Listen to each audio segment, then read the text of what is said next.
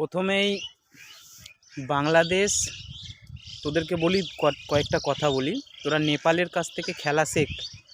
নেপাল খেলা দেখিয়ে দিয়ে গেল, ওরা জিততে পারেনি, কিন্তু ম্যাচে ওরা দেখিয়ে দিয়ে গেল যে তোদের থেকে নেপাল অনেক ভালো। নেপাল, ইউএসএ, মানে তোরা ওদের কাছ থেকে খেলা শেখ। তোদের আর কোনো কিছু হবে না, তোরা সব কিছু থেকে বঞ্চিত।